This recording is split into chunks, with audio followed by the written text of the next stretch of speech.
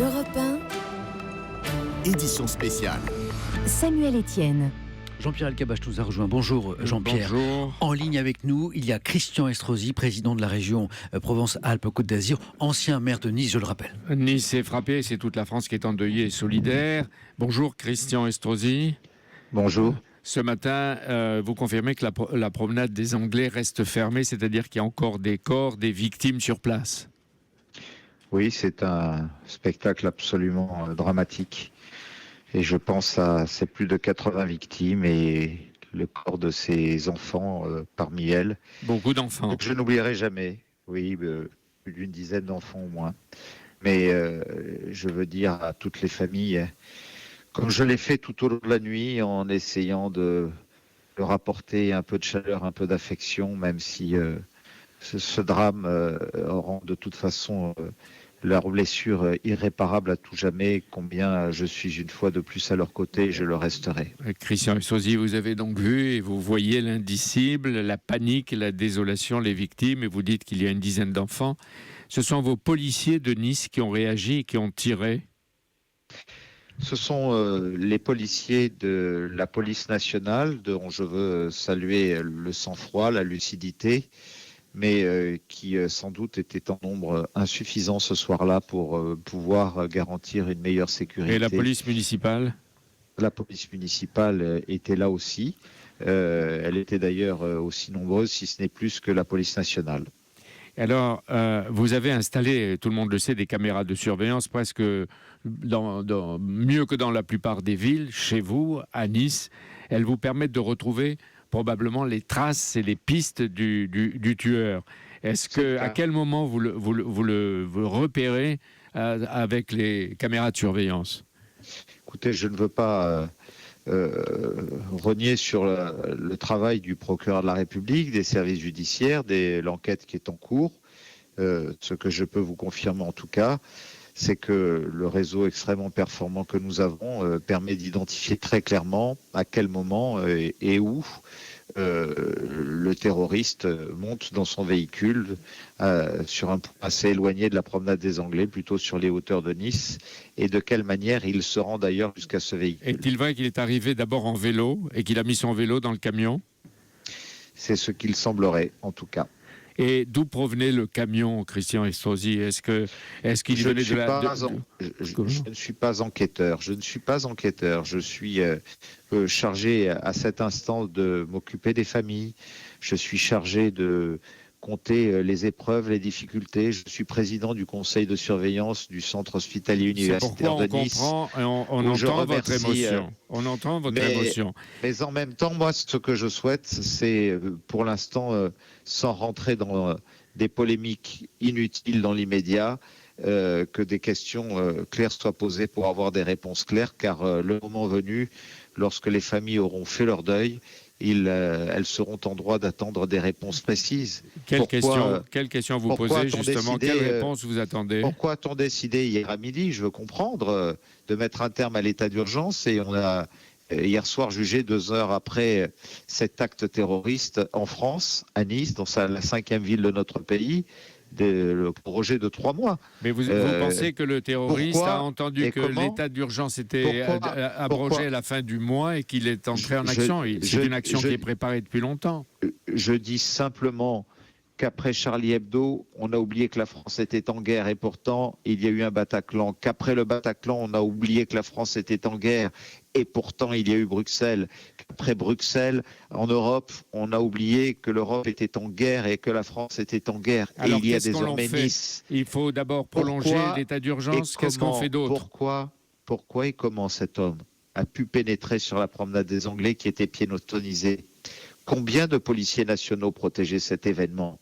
Toutes ces questions devront trouver des réponses alors que nous étions encore en état d'urgence et que nous étions en plan Vigipirate avancé. Mais Christian Estrosi, ce qui est terrible, c'est qu'il est français, d'origine tunisienne, et qui vivait à Nice. C'est-à-dire que c'est un fils de la région et un fils de la ville. Et on apprend au passage qu'il était bien connu des services de police. Et pour de la délinquance. Oui, alors c'est pas grave. Non, on dit qu'il n'était pas fiché, parce que ça aurait été plus grave qu'il soit fiché. quand on est en plan Vigipirate, quand on est en état d'urgence, je pense que un certain nombre de moyens sont censés être mis en œuvre par les services de renseignement pour surveiller les conversations sur les réseaux sociaux, pour surveiller les relations des uns et des autres. Et il y a forcément des complicités. Le gouvernement lui-même ne peut pas reconnaître qu'il s'agit d'un attentat terroriste et en même temps ne pas nous apporter d'éléments sur la manière dont le terrorisme s'organise sur le territoire national.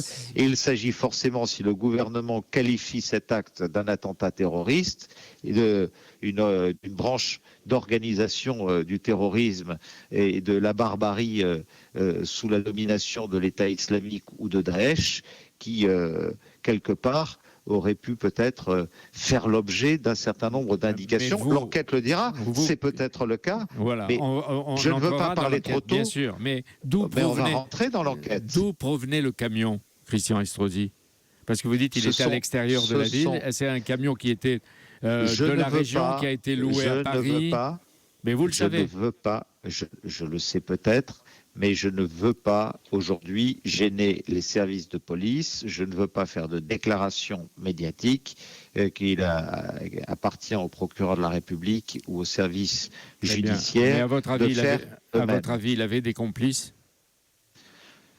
Je vous l'ai dit, je suis convaincu qu'il y a des complices parce qu'à partir du moment où le gouvernement lui-même qualifie cet acte d'un attentat terroriste. Je ne connais pas d'attentat terroriste qui ne se fasse qu'avec un homme seul et sans complicité. Donc il était isolé peut-être sur le moment, mais avec des complicités peut-être dans la région, peut-être à Nice et peut-être même dans la région parisienne. C'était un acte prémédité. Il ne vous a pas échappé qu'il s'agit d'un 14 juillet, que c'est un symbole, que c'est un jour de fête nationale, que c'est notre patrie qui est attaquée, que la promenade des Anglais est connue dans le monde entier, qu'on s'attaque à un symbole du rayonnement de la 5e ville de France comme de la France tout entière, et que cela intervient au cœur de l'été au moment où nous recevons beaucoup de visiteurs. C'est donc aussi le tourisme en France qui est attaqué. Eh bien, je dis que sur un acte structuré, prémédité, et il y a forcément des réseaux de complicité. Est-ce qu'il y avait des explosifs dans le camion ? C'est au procureur de la République, c'est au service judiciaire de le dire, même si les conversations... On dit que les policiers ont tiré. Est-ce que le tueur qui était à bord du camion a tiré, lui, sur la foule ? D'après ce que vous savez, les victimes que vous avez vues ? Les victimes. Et les blessés que vous avez entendus, parce que vous êtes allés les voir, vous avez discuté avec eux. Les victimes au sol l'ont été par le camion qui, à plus de 90 km/h, a foncé dans une foule constituée de milliers d'hommes, de femmes et d'enfants. Qu'est-ce que vous demandez à l'État ce matin, avant le Conseil de défense? Qu'est-ce que vous demandez à l'État? Et je salue la lucidité, le courage, le sang-froid des policiers qui ont réussi à l'abattre pour mettre un terme à cette boucherie. Je dis à l'État qu'avoir trop de faiblesse, à ne pas réagir avec la fermeté nécessaire, à considérer simplement quelques semaines après un attentat précédent qu'au fond la vie est sur le point de reprendre comme avant, puisqu'on avait décrété plus tard qu'hier à midi qu'on allait mettre un terme à l'état d'urgence alors qu'on n'avait même pas gagné des batailles et qu'on considérait qu'on avait gagné la guerre. On voit bien que la guerre, nous ne l'avons pas gagnée, puisque nous avons perdu encore hier une bataille lourde de conséquences pour la France. Ne faisons pas trop de politique, mais vous savez aussi que l'opposition de droite réclamait la fin de l'état d'urgence. Elle disait qu'on ne pouvait pas vivre avec l'état d'urgence en permanence. Mais merci de votre témoignage. On en voit le côté bouleversant. Je ne suis pas Jean-Pierre Elkabbach, je ne suis pas de l'opposition de droite qui réclamait cela. Je suis de l'opposition de droite qui a toujours réclamé plus de moyens, et ces moyens que j'ai réclamés sans cesse n'ont pas forcément été apportés à la ville dont j'avais la charge et dont j'ai la charge encore aujourd'hui en tant que président de sa métropole. Merci à vous d'être intervenu ce matin.